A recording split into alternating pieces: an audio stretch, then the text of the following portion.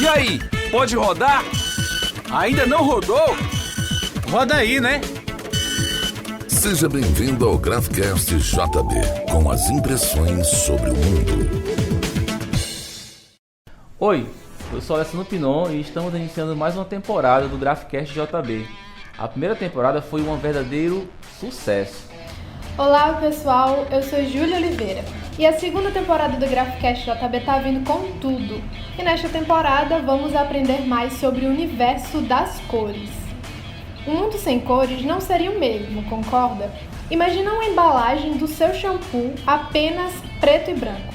Ou aquele aplicativo que você tanto usa sem cor alguma. Tudo seria muito esquisito. As cores dão vida aos produtos, serviços e a uma infinidade de coisas. Mas será que existe cor adequada para cada propósito? É isso que vamos descobrir no episódio de hoje. Pois é, para conversar conosco sobre o tema, recebemos Feliciano Neto, que é diretor de design da Vind Creative Studio, também é professor, tendo atuado em cursos de graduação e pós-graduação desde 2009 e consultor em gestão de marcas. Seja bem-vindo, Neto. Obrigado pelo convite. Pois é, então a gente vai começar aqui, conversar com o Neto um tema bem interessante, né? Então, a primeira pergunta para você, Neto, é o que é psicologia das cores? Bem, psicologia das cores também pode ser chamada por outro nome, que é psicodinâmica das cores. Até mais bonito, né? Pois é. Esse segundo aí.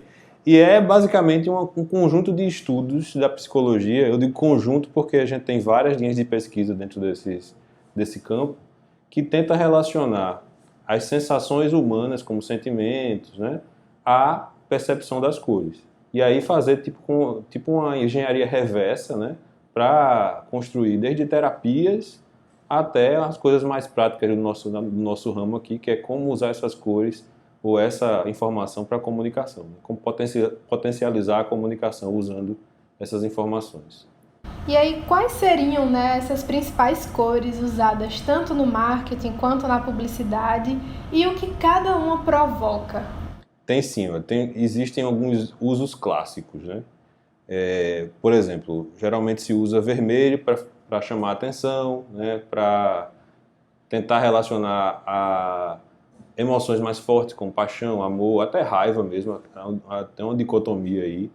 O laranja, energia, o amarelo, criatividade, riqueza por conta da semelhança com o dourado, né? Tem o verde, que obviamente geralmente é usado para coisas mais ecológicas, natureza, né? Também simboliza crescimento, acho que também por essa relação, né, com as árvores e tal.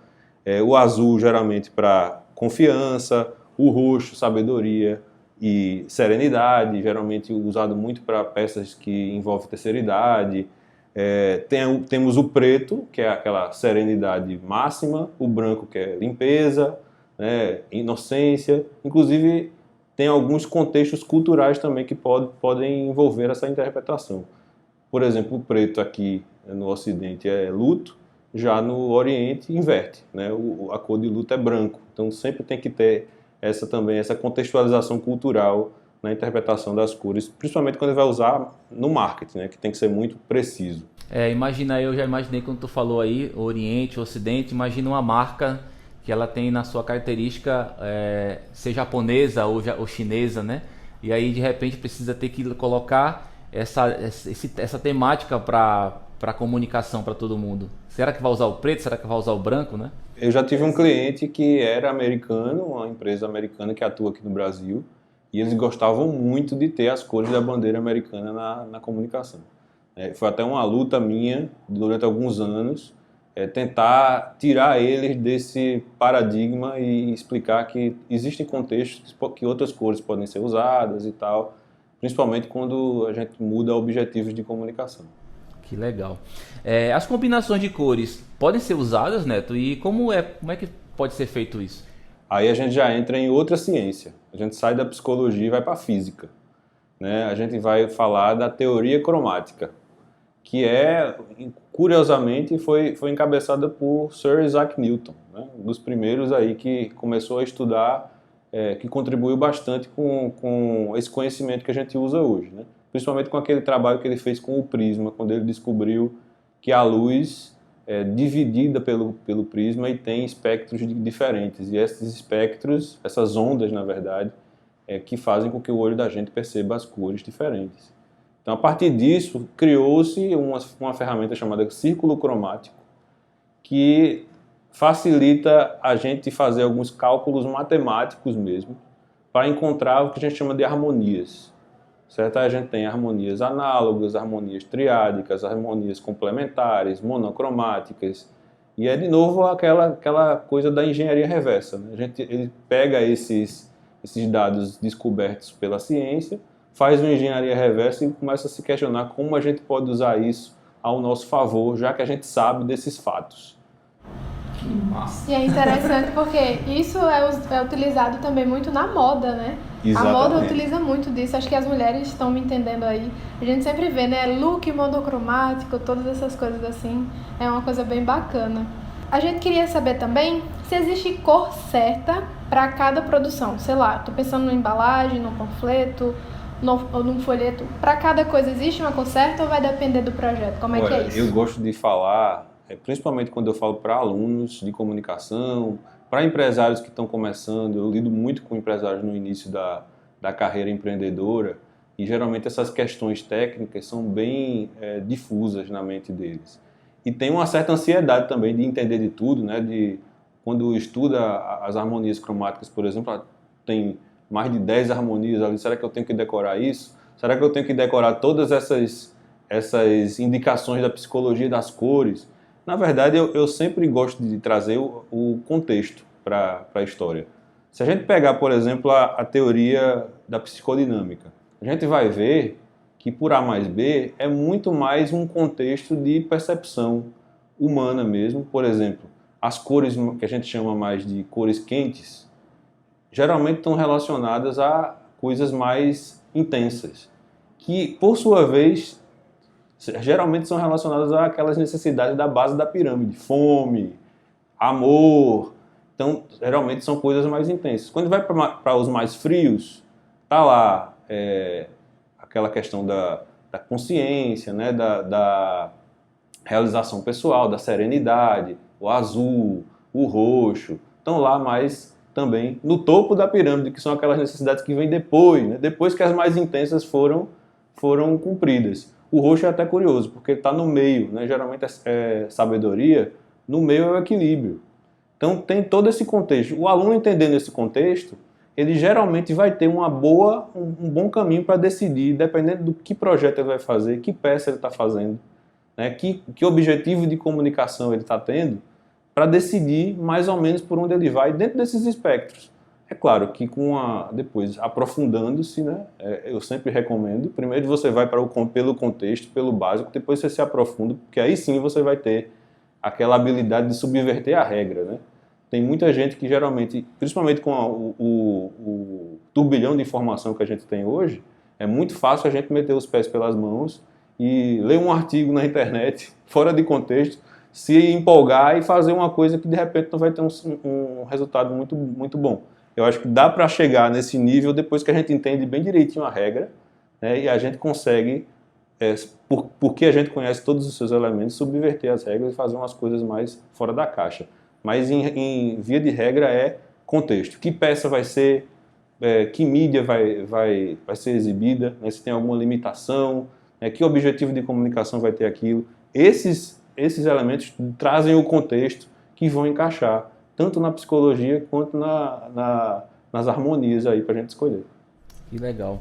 É bacana que você falou aí, por exemplo, se a gente for olhar grandes marcas, né? Vamos lá, McDonald's, né? Exatamente, só lembrei deles. Bob's, né? Você vai ver essas marcas aí, elas tem vermelho, tem amarelo, né? Que são cores quentes que realmente aguçam a fome, né? E é interessante isso que é psicológico mesmo. Psicológico. Né? Você olha aquele alimento ali, ele vem com aquela embalagem, né, de hambúrguer, por exemplo, vermelhona ali, amarelo, você chega a ver salivando, mas porque você primeiro come com os olhos, né? Exato. E a cor, ela desperta isso. É interessante porque, eu não sei se vocês viram recentemente, a Pepsi, ela pegou as embalagens desses locais, né? E ela fez uma dobradura assim, uma dobradura no papel, E parecia que realmente a marca da Pepsi estava em todas as embalagens, Eu porque vi na essa verdade, campanha, tu muito viu? interessante.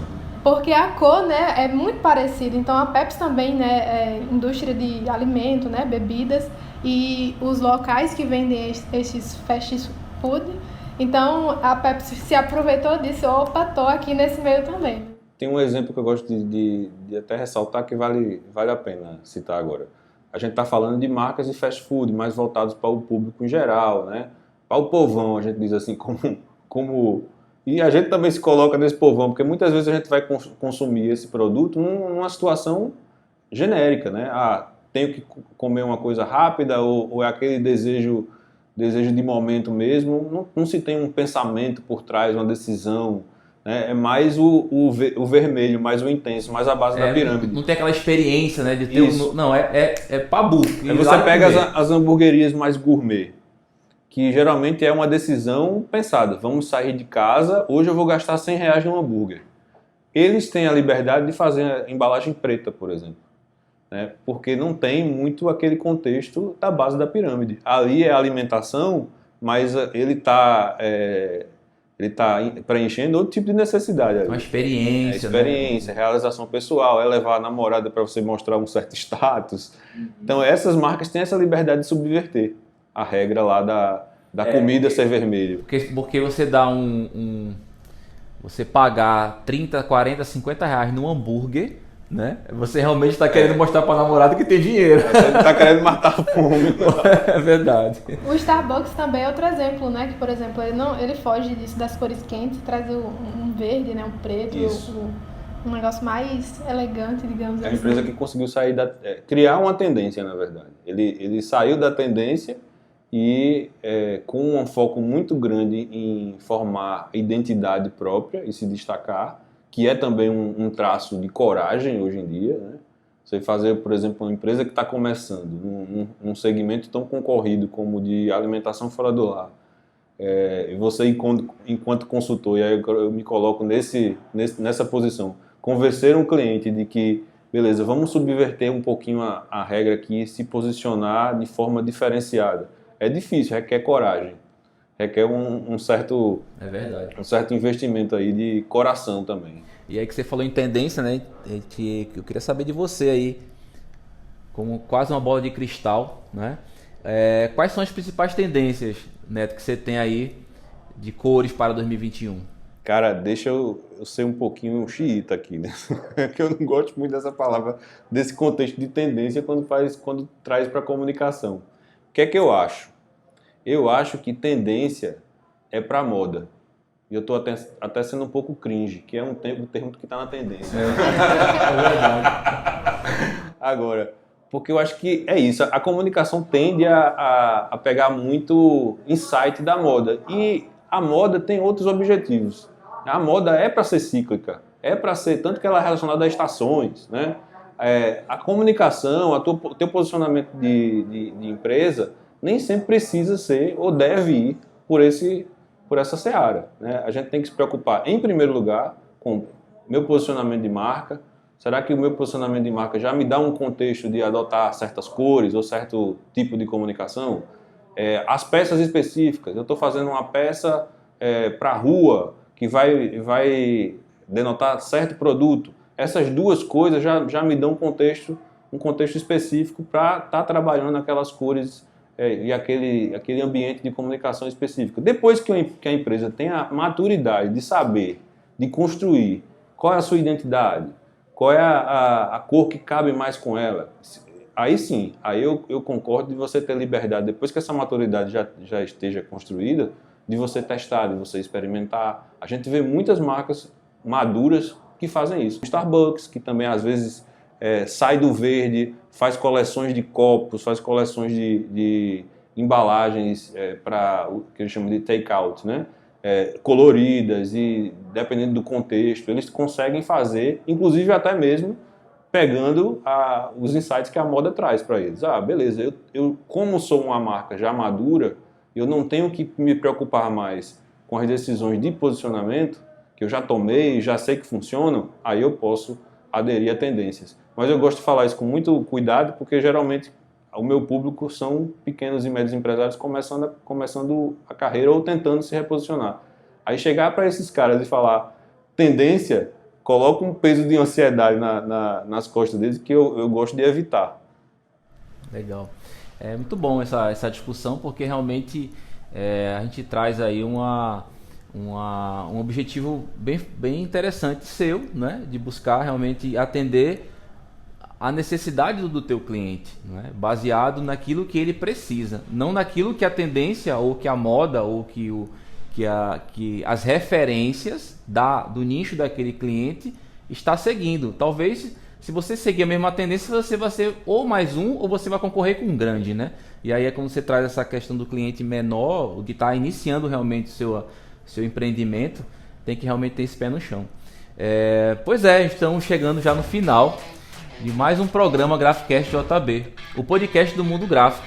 No episódio de hoje, Psicologia das Cores e seu uso aplicado ao impresso. Agradecemos a você, Feliciano, por estar aqui conosco e também a você que nos acompanhou. Eu que agradeço, foi muito legal. E para ouvir novamente este episódio, basta acessar o Graphicast JB pelo Anchor, Spotify ou seu agregador preferido. Nos segue também nas nossas redes sociais, @GráficaJB. Até mais! Rodou, né?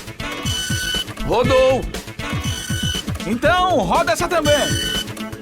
Esse foi o Graphicast JB, com as impressões sobre o mundo.